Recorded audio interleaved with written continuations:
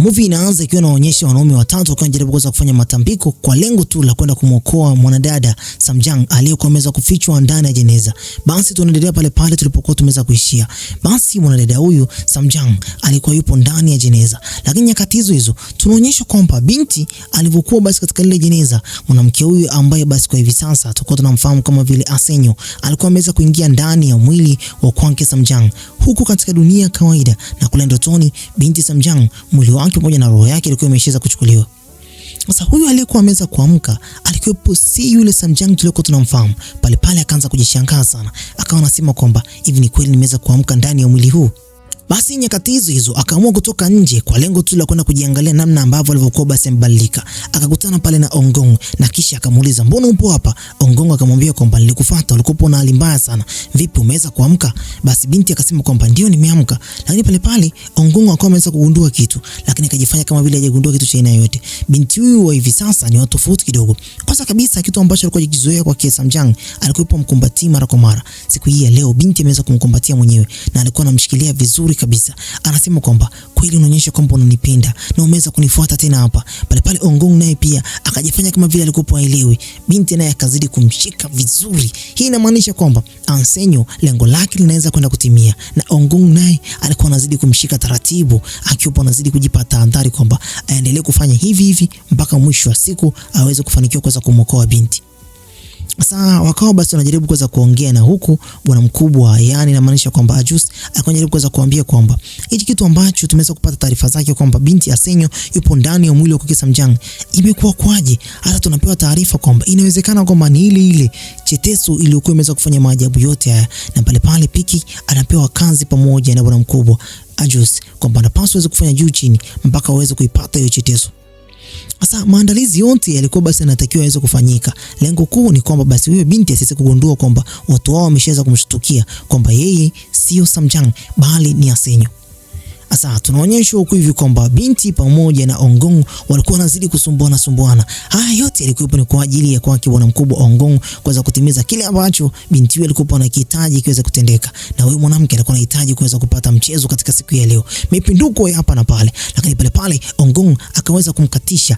Hii inamaanisha nini? Akajaribu kuweza kumwambia kwamba hivi unakumbuka nini ambacho umeweza kukisema? Sasa kumbuka kwamba Asenyo kumbukumbu zote kuhusiana na Samjang zote hazipo. Akamwambia kwamba ulisema kwamba mpaka pale ambako tutaweza kuoana ndipo basi utaweza kunipa mchezo, na mwanamke huyu alikuwa yupo tayari kabisa, anahitaji bwana mkubwa aweze kucheza nacho katika siku ya leo.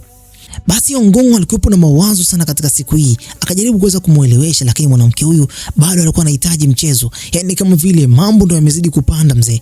Unajua tena watazani binti yupo katika siku ya ovulation, lakini pale pale bwana mkubwa Ongong akajaribu kuweza kujizuia. Binti alikuwa anazidi kumkumbatia na mshika, lakini Ongong akajitahidi kutokuweza kumuonyesha kwamba nimeshaanza kushtukia wewe ni nani, lakini mara kwa mara naye pia akawa anajaribu kuweza kujibu kwamba nakupenda pia. Alikuwa anashika mpaka katika kifua, lakini bado alikuwa anajaribu kuweza kumkwepa mwanamke, na kisha akamwambia kwamba hebu tuondoke, tunapaswa kufanya maandalizi kwa ajili ya ndoa yetu.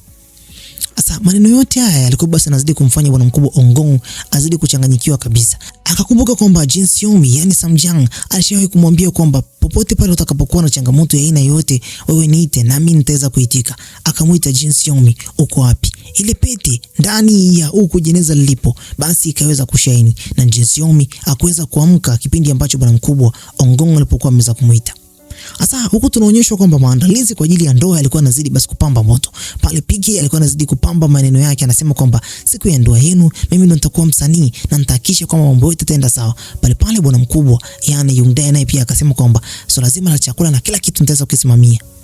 Sasa tunaonyeshwa kwamba wote hao walikuwa wanajaribu kuweza kumwektia. Pia hata mwanadada Miss Ma akaweza kumwambia binti yani Samjang ambaye kwa hivi sasa ndani yake yupo Asenyo kwamba twende nikakuonyesha gauni lako mahali ambako lipo. Lakini bwana mkubwa yani Ajus bado hali yake ilikuwa si nzuri, macho alikuwa anaona kwa shida sana. Kwa hiyo mara nyingi alikuwa anajivalisha miwani tu kila mara. Lakini pale pale naye pia akajaribu kuweza kutoa mawazo yake kwamba huyu mwanamke tunapaswa kuweza kucheza mchezo mpaka pale tutakapokuwa tumeweza kukamilisha kuweza kumpata Samjang. Huku ndani basi binti Samjang pamoja na huyu Miss Miss Ma. Walifika pale na kisha huyu binti akaonyeshwa gauni lake. Akaonyesha kama vile amefurahia sana, lakini ukweli wa mambo ni kwamba alikuwa hajavutiwa nalo ile gauni hata kidogo. Basi Miss Ma akamwambia basi na kuacha hapo uweze kujaribu hilo gauni. Kumbe mtego wao ulikuwa mmoja tu. Huyu mwanamke naye pia akaweza kutegwa. Basi alipoingia mtegoni alikuwa anaangalia ile cheteso ambacho cheteso hili ilikuwa fake iliyokuwa imeweza kutengenezwa na bwana mkubwa Piki kwa hivi sasa. Na pale Miss Ma akamwambia Piki, vipi? Naamini kwamba ulikuwa umeweza kutengeneza ile cheteso fake. Piki anasema kwamba kweli niweza kutengeneza. Basi akamwambia kwamba huyo mwanamke alikuwa anaiangalia kwa hivi sasa. Sasa mpango wao ulikuwa ni kuweza kumtafuta huku Winter General, na Winter General alikuwa sasa hivi basi anasubiria kwamba huu mwanga wa blue tu utakapokuwa umeweza kutoka ndani ya ile cheteso anapaswa basi aweze kutengeneza pale barafu. Alikuwa ameweza kuambiwa na huyu mwanamke kipindi ambacho huu mwanga wa blue utakapokuwa umeweza kutoka ndani ya ile cheteso basi pale tengeneze barafu. Hii inamaanisha kwamba yeye tayari atakuwa ameweza kuingia ndani ya mwili wa Samjang. Kumbukumbu zake zilikuwa vizuri kabisa na kisha akaweza kutekeleza kila kitu ambacho alikuwa ameweza kuambiwa na mwanamke huyu.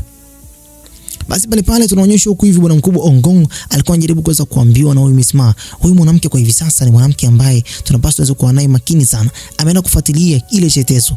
Pale naye Piki akapewa kazi na Ongong. Wanapaswa waende kumtafuta Winter General, lakini pia wamtafute pia Summerfair ambaye kwa hivi sasa hawajulikani mahali ambako walipo. Sasa bwana mkubwa wa Juice alikuwa anasema kwamba mwanamke huyu Samjang bado yupo hai kwa sababu ile damu yake bado ilikuwa inacheza ndani ya kifua chake bwana mkubwa wa Juice. Ongong alikuwa katika hali mbaya sana. Huku Professor King Dai alikuwa anamwaza sana huyu mwanamke. Kwa nini mpaka muda huu hajarudi? Na alikuwa amefika katika darasa lake na kuweza kumtishia kwamba atakifuata kile ambacho kilikuwa chake. Lakini pale akawa anakumbuka kwamba huyu ndio yule mwanamke ambaye alikuwa ameweza kumfanyia mambo ambayo si ya kawaida. Alimgonga na gari na kisha akaweza kumuua.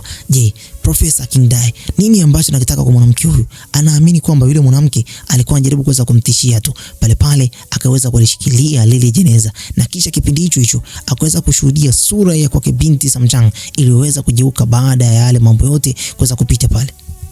Sasa huku bwana mkubwa Yongdai pamoja na bwana mkubwa wa Juice walikuwa na mashaka sana. Ile bwana mkubwa yani ya Juice alikuwa anacheka sana kwa sababu Ongongo hivi sasa alikuwa anateseka. Na pale akaweza kuingia binti. Kumbuka kwamba bwana mkubwa yani Juice alikuwa hawezi kuona vizuri kabisa. Kwa hiyo pale Ongong akaweza kumgusa ili aweze kuongea maneno ambayo yatakuwa yamhusu binti. Basi pale Ongong akaweza kumwambia Yongdai kwamba anapaswa aweze kwenda na binti mpaka nyumbani kwake. Lakini mwanamke huyu alikuwa ni mbishi sana. Akangangania pale kubaki katika ile nyumba. Anasema kwamba leo atalala katika jengo hili. Anaamini kwamba akilala hapa mambo yatakuwa bam. Sasa Ongong alikuwa hataki lile jambo. Wakapanga pamoja na Juice waende kulala pamoja. Ongong akawa anamlazimisha Juice kwamba waende kulala pamoja. Lakini huku bwana mkubwa Yongdai alikuwa anajaribu kuweza kuongea na mwanamke huyu yani Samjang. Samjang alikuwa mjanja sana na yeye pia alikuwa anahitaji maneno mengi kwa sababu Yongdai alikuwa anamuuliza kuhusiana na yale mambo yanayohusiana na ndoa yao. Kwamba apike chakula gani, nini aweke, nini asiweke. Pale mwanamke huyu akaamua kusepa kabisa. Basi nyakati hizo akawa anajilaumu na kusema kwamba samahani sana Ongong, sijaweza kutimiza namna ambavyo ulivyokuwa umeweza kuniagiza. Sasa huku ndani bwana mkubwa wa Juice alikutwa na huyu binti yani Asenyo ambaye yupo ndani ya mwili wa Samjang. Akamkuta kwamba alikuwa anamfanyia pale pedicure sijui manicure. Alikuwa anajaribu kuweza kumwekea vitu huko usoni. Sasa pale akamwambia kwamba mwanaume wako anahitaji kuweza kupata hali ambayo ni utulivu sana kwa sababu kwa hivi sasa anapaswa apate ngozi nzuri ambayo itakuwa nzuri katika ndoa yenu. Basi wakamwacha pale ndani na kisha wote kwa pamoja wakatoka nje wakaenda kukaa katika meza nyingine. Wakaanza kudiscuss kuhusiana na maisha ya kwake bwana mkubwa Samjang. Lakini mwanamke huyu naye pia aligundua kwamba huyu Juice alikuwa kama vile anajaribu kuweza kumpotezea muda tu ili mradi tu yeye pamoja na Ongong wasiweze kupata muda wa pamoja. Lakini pale akamwambia waziwazi kwamba hichi mnachokifanya mnadhani kwamba mimi hapa ni mpumbavu. Basi Juice alijisikia vibaya sana. Basi pale Ongong naye akaweza kuingia katika lile jengo. Basi katika nyakati hizo Ongong kipindi ambacho ameweza kuingia akamfuata mwanamke huyu haraka nyuma kwa sababu mwanamke alikuwa amekasirika sana. Na nyakati hizo basi mwanamama akaamua kuweza kufanya vurugu zake za hapa na pale kama kawaida yake. Lakini Ongong alimrusha kama karatasi. Alivyomrusha akagundua kwamba akifanya makosa mwili wake Samjang tena kuharibika. Akamdaka kwa mara nyingine tena. Alivyomdaka mwanamke huyu akajaribu kuweza kumtishia na kumwambia kwamba kama unadiriki kuweza kunidanganya kwamba unadhani mimi hapa ni Samjang kumbe ni Asenyo na umeshaanza gundua hilo jambo kwa muda mrefu sana. Ongong naye pia akashindwa kuweza kuvumilia yale mambo. Akaanza kumtishia huyu mwanamke na kuanza kumwambia maneno ambayo ni ya kutisha. Ila naye huyu mwanamke Asenyo akamwambia kwamba mimi sio mpumbavu na uwezo wa kuweza kuchana mwili wote kwa hichi kipande cha glasi na nikasababisha damu yake Samjang iweze kuliwa na pepo ambalo pepo hilo ni ya Juice na nitafanya mambo yote haya ili mradi tu mwili wake uweze basi kupotea katika ulimwengu huu. Basi Ongong akaweza kunyosha mikono yake juu na kuomba msamaha, yani usifanye hivyo, na haya makosa sitoweza basi kuyarudia tena. Pale pale mwanamke huyu alijisikia kidogo afadhali, kisha akaanza kumkumbatia. Maneno matamu yalikuwa yanatoka katika kinywa chake, akimaanisha kwamba alikuwa anampenda sana, ila naye Ongong alikuwa anachagua kwa hivi sasa, akasema naye pia anampenda pia. Sasa Ajusi akawa pale mbaki na Ongong baada ya yule mwanamke kuweza kuondoka. Akamuuliza, yani Ongong anajaribu kuweza kumuuliza Ajusi, "Je, ni zaidi ya miaka 1000 ulikuwa unajisikia hivi?" Pale pale Ajusi akamwambia kwamba ndio nilikuwa najisikia hivi. Basi Ongong akaamua kusepa. Huku tunaonyeshwa kwamba Winter General alikuwa bado katika mchakato wake ule kuhakikisha kwamba haya mambo yanafika mwisho. Sasa huku tunaonyeshwa kwamba pia bwana mkubwa Hyundai alikuwa yupo karibu na Ongong, anamwambia kwamba mambo yote uliokuwa umeweza kuniambia niweze kuiandaa yapo tayari. Wakafika katika jengo huko hivi ambalo ni katika eneo lile ambalo ni Kevu, na maanisha kwamba eneo ambalo la pango. Wakakuta kwamba mambo yote yameweza kuandaliwa vizuri kabisa. Yani kama vile ni wedding iliyokuwa imeweza kuandaliwa ya kisirisiri, watu wachache tu, Pandi na watu kadhaa. Basi kitana kilikuwa vizuri kabisa. Ila Ongong akasema kwamba kuna jambo ambalo unapaswa niweze kulitenda mpaka pale ambako nitaweza kumuumiza moyo wake pamoja na roho yake. Hii ndio inamaanisha kwamba mwanamke huyo lazima aende kuumia vizuri kabisa. Sasa mwanadada alikuwa katika shopping moja. Sasa huyu Hasenyo yupo tofauti kabisa na Samjang. Akaenda kununua nguo. Akawa ameweza kubadilisha nguo nyingine ambazo nguo hizi nyekundu. Akawa ameweza kuchagua nguo nyingi sana. Anawaambia wafanyakazi kwamba nahitaji hichi, nahitaji kile, viatu, makorokoro kibao, na kisha nyakati hizo akawaambia wale wafanyakazi wa lile duka kwamba zile nguo nilizokuwa nimeweza kuja nazo, basi naombeni mkazitupe mbali kabisa, tena mkiweza mzichome. Nyakati hizo kipindi basi ambacho basi ameweza kukusanya nguo zake nyingi sana. Basi akafika pale katika eneo la counter. Walivyokuwa basi wameweza kuhakikisha kwamba huyu mwanadada nguo zake zipo katika packet. Nyakati hizo wakamwambia basi naomba uweze kulipia. Basi mwanamke huyu akaanza kutumia uchawi wake, akamwambia kwamba siwezi kulipia. Akawaloga yeye pamoja na sekretari wake. Hapo hapo wakakubali basi mwanamke huyu aweze kuondoka. Kumbe bwana Ongong aliamua kuweza kutegua ule uchawi, na nyakati hizo basi wale wauzaji wa ile duka wakaanza kumkazia tena, tulipe pesa yetu. Mwanamke anaanza kushangaa, pesa ipi? Tulipe vitu vyetu. Basi akaigika wale pale na akaweza kurudisha zile nguo. Kipindi ambacho ameweza kurudisha zile nguo, akaambiwa pia hata hizo ulizovaa tunaziomba. Wakaenda kumtolea nguo zake kwenye dustbin huko hivi. Nguo ni chafu kinoma noma. Basi alipokuwa ameweza kutoka pale nje, akakutana na Ongong, akamwambia kwamba ni wewe umeweza kufanya ushenzi wote ule. Ongong anamwambia kwamba nilikwambia kwamba wewe ni wangu. Basi mwanamke huyu akawa analalamika sana, na kisha akamwambia kwamba nguo zako ni chafu lakini bado unapendeza. Basi akamwambia kwamba unapaswa twende ofisini kule katika ofisi ya kwa Samjang. Unapaswa uweze kutimiza majukumu yale ambayo Samjang alikuwa anaweza kuyatimiza. Basi mwanamke akasema kwamba naweza kwenda kutimiza. Wakafika katika ofisi ya kwa Samjang. Pale pale Ongong akaanza kumpa masharti kwamba mwanamke huyu ambaye umeweza kuchukua mwili wake alikuwa na kumbukumbu nzuri kabisa. Sasa Asenyo anasema kwamba kumbukumbu zote mimi ninazo ziko hapa kichwani.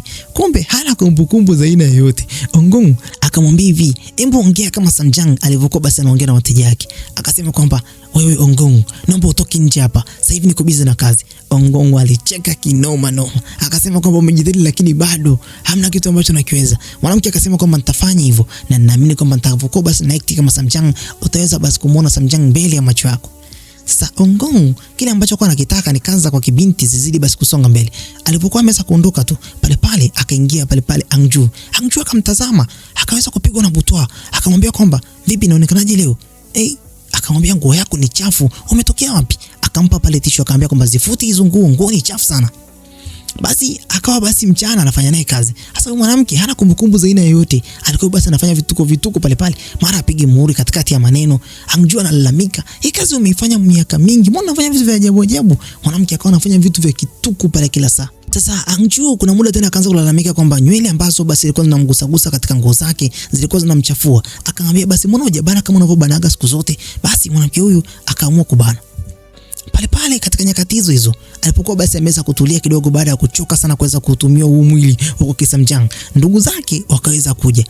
Ndugu si wamesikia kwamba huyu binti anaolewa, kwa wamefika pale wanataka basi kuweza kuona namna ambavyo ndugu yao atakavyokuwa ameweza kuolewa. Sasa wakafika pale na pia wakaanza basi kufanya mikopo yao hapa na pale. Tunahitaji pesa kidogo, pesa kwa ajili ya mambo yetu si wenyewe binafsi, tuvae suti tupendeze, lakini pia nimeweza kupata mtoto wa pili.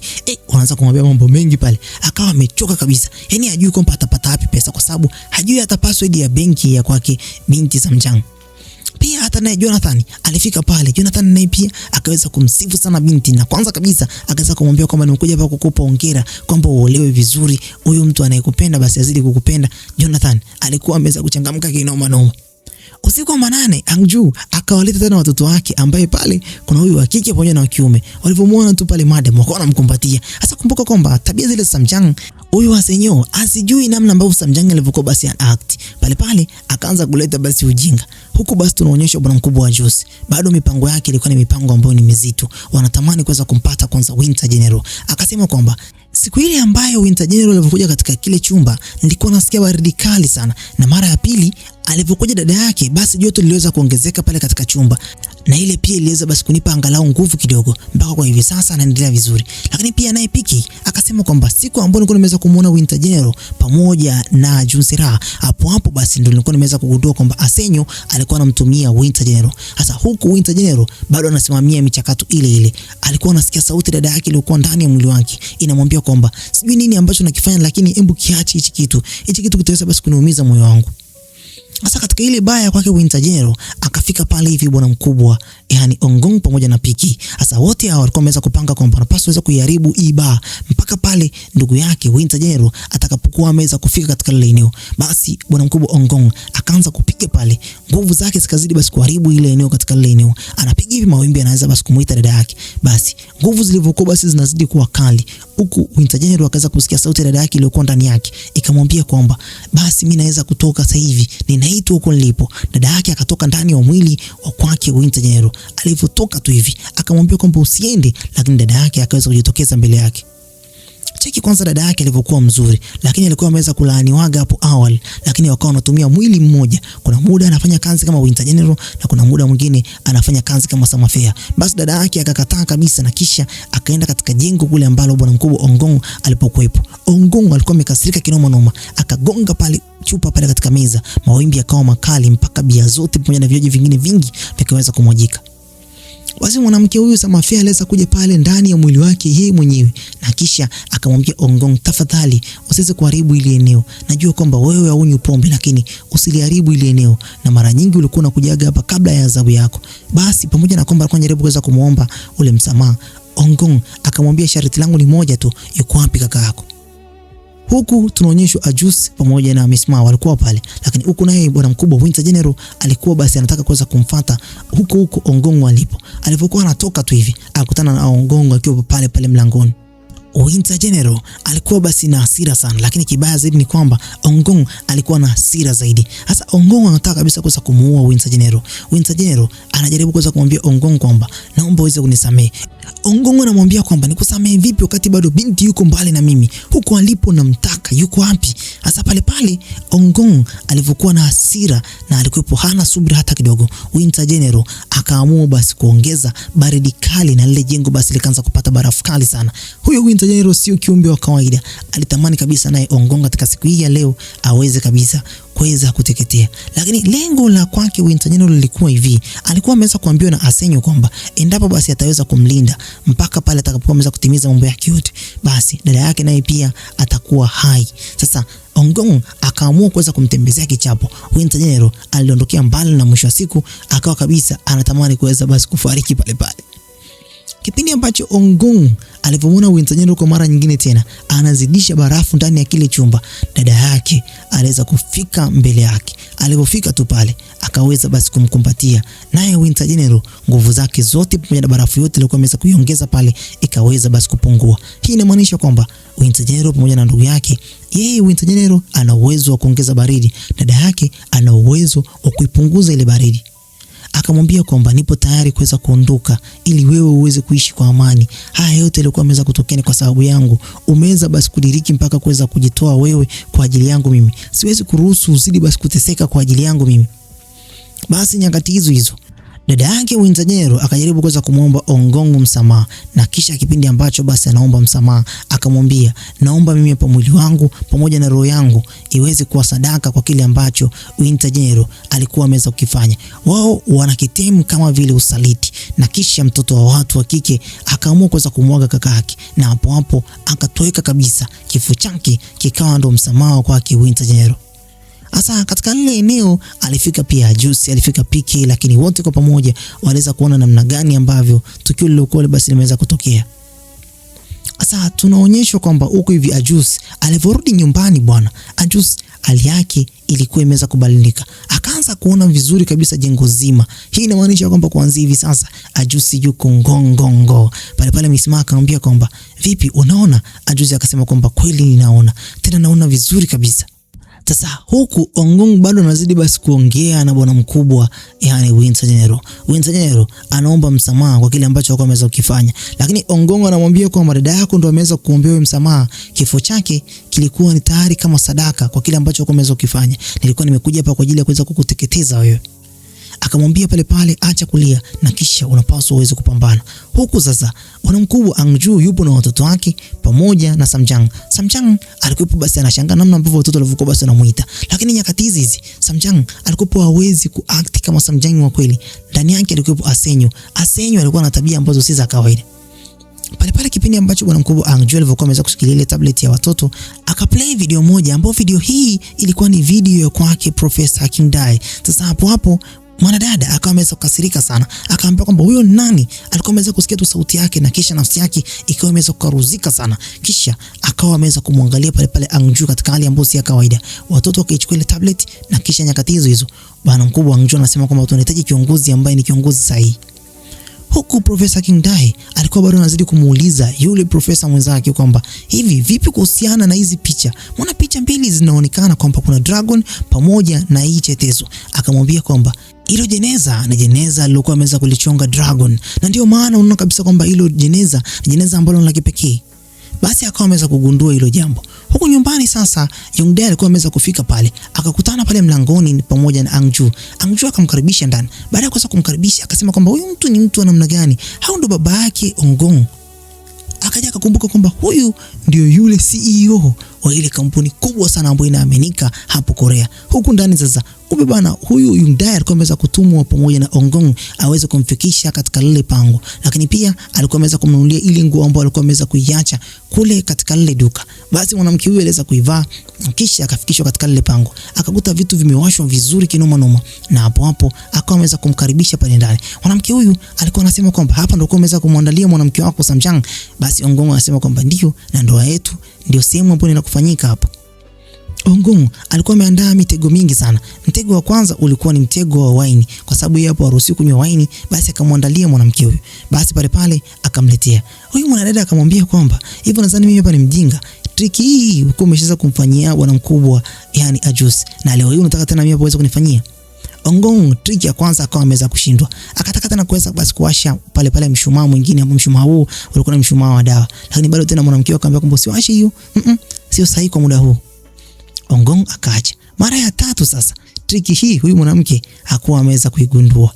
Basi Ongong akaenda akanywa dawa, ambapo kwenye hiyo dawa kulikuwa basi kuna maji mengi sana. Kisha akawa amepanga basi aweze basi kwenda kuifanyia manyanga hapa mpaka mwanamke aweze kuingia katika mtego.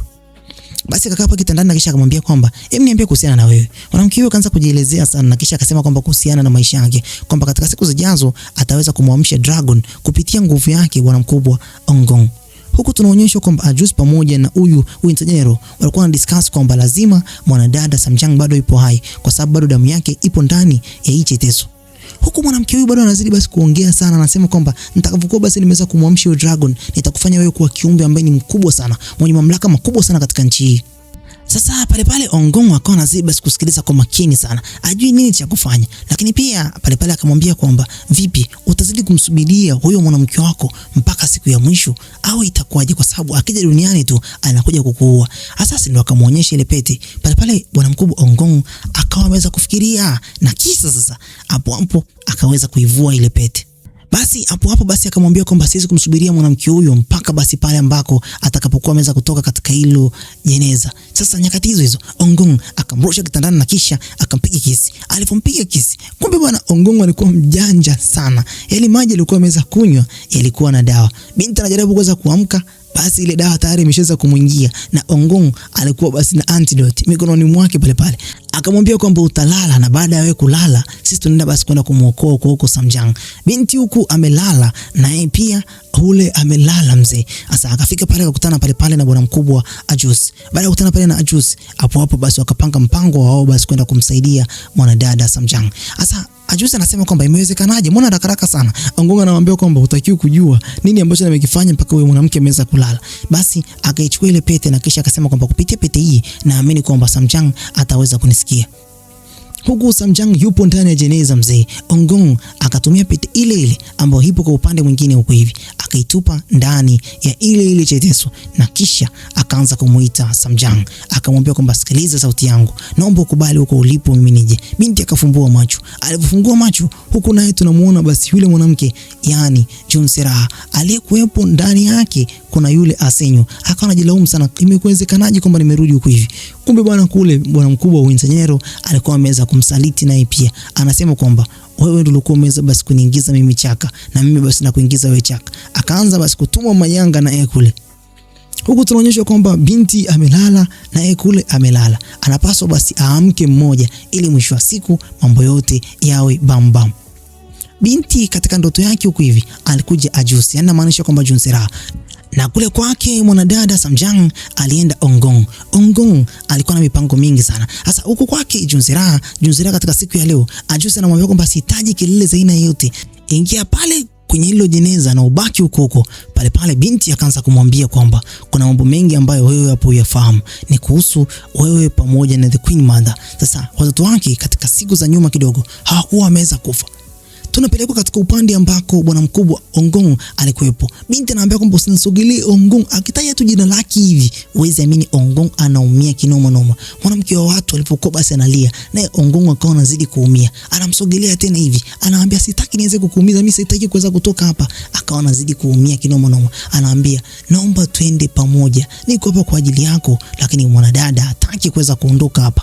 Basi Ongong akamkumbusha kuhusiana na ile pete, akamwambia kwamba unakumbuka kuhusiana na ile pete ulisema kwamba vote vile pete nitakapokuwa nimeweza kujisikia nikuite nawe utaitika. Nimekuita mara ngapi lakini umekataa kuweza kuitika mpaka nimeweza kukufuata. Naomba tuende Jinsiomi. Alipokuwa anamuonea huruma sasa Ongong alipokuwa anaumia. Maskini ya Mungu binti akaweza kukubali kuondoka naye. Alipokuwa ameweza kumshika tu hivi, maskini ya Mungu kilio chake huku duniani nako akaweza kuamka.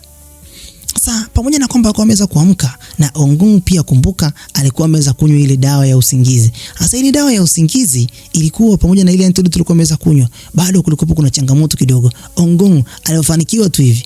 Pale akamwambia kwamba mwisho wa siku nimeweza kukurudisha katika dunia hii ya kweli, lakini kiukweli mimi mwenyewe binafsi nasikia usingizi kinoma. Akaamua kulala. Ingesema ingekuwa ni mimi hapa ningechangamka kidogo. Sasa huku tunaonyeshwa kwamba Ajusi alikuwa ameweza kuirudisha ile cheteso kwake Mr. C. Lakini Mr. C akawa ameweza kugundua kitu. Akamuuliza, kweli umeweza kukamilisha namna ambavyo bwana mkubwa wa Ongong alivyokuwa ameweza kukutuma? Ajusi anasema kwamba ndio nimefanya hivyo. Lakini Mr. C alikuwa na mashaka. Akamwambia hivi, hajaudanganya tena kweli huyo mwanamke? Pale bwana mkubwa wa Ajusi akasema kwamba hivi inaonekana kama vile mimi hapa ni mdhaifu. Hajanidanganya chochote. Sasa tunapelekwa mpaka pale alipokuepo Junsera. Sasa Piki alikuwepo katika lile eneo pamoja na Alice. Sasa wakawa wanajiuliza kwamba inamaanisha kwamba huyu binti atarudi tena. Lakini pia walikuwa na plani kwamba wanapaswa waende kumchoma. Alivyoamka tu hivi, akamuita Junsera. Basi binti akamshikilia pale huyu mama Piki. Akajua kwamba huyu hapa ni Junsera. Sasa katika hizo namna ambavyo basi alikuwa anajaribu kuweza kuongea naye, wakatoka pale nje. Pale Miss Ma akasema kwamba huyu binti ametoka. Je, aliyoko ndani ni nani? Alipokimbilia huko ndani akamkuta Alice amejifunika kama vile Junsera. Akamwambia bwana mkubwa Piki ameondoka na Junsera. Hii inamaanisha kwamba watashindwa kuweza kumchoma huyu Junsera. Piki amekimbia naye katika kona mbalimbali, akafika naye katika eneo moja, akaweza kustopisha pale gari. Alivyoshuka tu hivi, akamwambia Junsera, vipi mbona unaondoka? Hasa ndipo alikuja basi akagundua kwamba huyu mwanamke sio Junsera. Namna ambavyo alivyokuwa anamjibu, hapo Piki akasema kwamba vipi umenitriki tena mimi? Wewe hapo ni Asenyo. Huyu mwanamke akamwambia kwamba kwa hiyo kama mimi hapa ni Asenyo utaruhusu niende kuchomwa moto? Piki akaambia ondoka, nenda mbali, ondoka na usiweze kuonekana kabisa.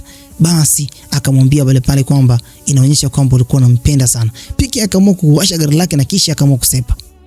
Katika jengo kuu la Profesa King Dae, basi alivyokuwa anaingia huko ndani, akaanza kusikia kama kuna hali ambayo si ya kawaida. Akaenda katika lile eneo ambalo lile jeneza lilikuwepo. Hasa katika lile eneo akakutana pale na Junsera. Akamwambia kwamba nilikwambia nitalifuata, na kweli nimeweza kulifuata. Nashukuru kwa kuweza kunitunzia kwa muda mrefu sana. Hatujui kama binti ataweza kulichukua katika siku ya leo. Lakini huku kwake bwana mkubwa Ajus, naye Miss Ma akawa anajaribu kuweza kumwambia kwamba Piki ameweza kuondoka na Junsera. Hasa bwana mkubwa Ajus anamwambia kwamba sio Piki ameweza kusababisha yote haya, ni mimi nimeweza kusababisha mambo yote haya. Hasa kumbe Ajus aliambiwa kwamba yule mtoto wa Queen Mother ambaye alikuwa ameweza kuzaliwa kupitia mbegu zake pamoja na mbegu za kwake Queen Mother yupo hai bado, na pale Ajus akawa ameweza kuamini. Miss Ma akamwambia kwamba bado umeweza kuingia mkenge kwa huyu mwanamke. Pale Ajus akasema kwamba acha kunipotezea muda, mimi niko makini sana. Huyu mzee anazidi kuzeeka vibaya. Huku bwana mkubwa Ongong alikuwa anazidi kusinzia tu, na mwanamke huyu anazidi kumwaga maneno, anasema kwamba wewe hapo ni monster na umekuwa ukinipenda sana, lakini kibaya zaidi ni kwamba mimi na wewe nimekuja kugundua kwamba hatufai kuwa wapenzi katika ulimwengu huu. Mimi naamini kwamba kwa hivi sasa ni muda sahihi wa mimi na wewe tuenze kabisa kuachana. Sasa binti akaishikilia ile gungumaa pale mkononi. Hatujui kwamba binti anataka kuweza kuitoa au binti nini ambacho anakiwaza kwa muda huu, kwa sababu ni kama vile kwa anajaribu kuweza kuiachanisha mapenzi yake yeye pamoja na Ongong katika siku ya leo. Bana, naam. Mimi nafikiri kwamba sitakuwa na zaidi kwa muda huu. Ondosha comment yako chini uniambie umeonaje kazi hii. Tukutane tena katika episode ya 16. Kwa hivyo sasa tumeweza kubakiza episode 4 tu. Bye bye for now.